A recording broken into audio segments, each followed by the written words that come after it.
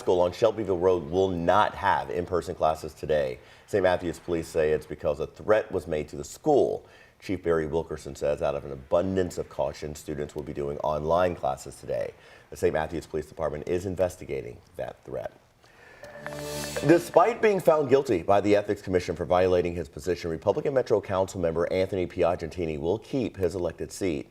Last night, the Louisville Metro Council fell short of the 18 votes needed to remove him. And today, Piagentini plans to address the decision. WHAS11's Alex Dieter and photojournalist Andy Hill captured his emotional reaction to the conclusion of the 3-week trial. Councilman Piagentini is not removed from office as a result of this trial. Republican Councilman Anthony Piagentini seen wiping away tears, learning the fate of his Metro Council seat, visibly affected after the 3-week ethics trial concluded. Piagentini will continue to represent the 19th District of Metro Louisville. For now, the outspoken council member is choosing to stay silent. I am proud, and Mr. Smith, my colleague, is proud to represent Anthony Piagentini. The embattled councilman was found guilty last October for violating the city's ethics code. The Louisville Metro Ethics Commission recommended he be removed from the council. A charging committee was formed in response. Kent Wicker is their attorney. In closing arguments Monday, Wicker called on the council members to consider the message being sent. If you don't remove him for this misconduct, you're saying that you approve of it, that you condone it. You want to serve with a council member who does things like this. Something Council President Winkler says will take time, but he's hopeful. I wish he had handled the situation differently. I'm sure he, in retrospect, wishes he had handled the situation differently. I'm sure it's going to take some time to heal those relationships, but I hope that we're able to work together and move on to the next issue and come together like we've always done. Winkler says he was not surprised by the outcome. And one thing all members can agree on, it's time to get back to work. At the end of the day, we're here to serve the citizens of the city of Louisville. In Louisville, Alex Dieter, WHAS11 on your side.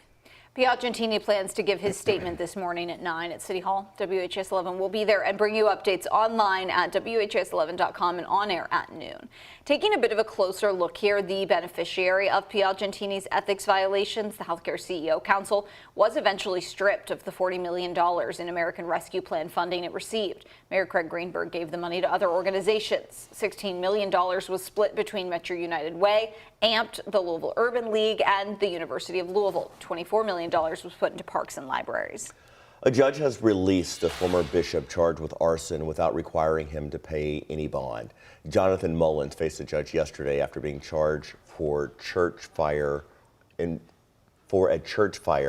investigators believe he set 3 years ago. The Greater New Hope Community Church on East Jacob Street was destroyed. In court, citing his lack of criminal history, the judge decided to release Mullins. Mr. Mullins is 70 years old. Have you lived in Louisville most of your life? Okay, I see zero criminal history here. There's no reason to think that he's a danger to the community or a risk of not appearing. I'm going to leave him as set his bond at released on unrecognizance. Mullins' next court date is scheduled for May 15th. If convicted, he could face 20 to 50 years or life in prison. We now know the name of the man shot and killed at Caesars Southern Indiana Casino. Lon Williams was a father and rapper from Louisville. According to police, Williams was in the parking lot of the casino Sunday night when 2 masked people with rifles ambushed him. Harrison County Sheriff's Department said the 2 people watched and waited for hours before Williams walked out of the casino. The sheriff said the people who killed him also took his car. They are actively searching for it now. It's a 2013 black and silver Dodge Charger with black louvers, which are essentially a series of slats on the rear windshield. The woman killed in a weekend crash near Ery Park has been identified. The Jefferson County coroner has identified her as 66-year-old Ardo Hassan, saying she was involved in the crash at Southern Parkway and Taylor Boulevard on Sunday night. She died at U of L Hospital.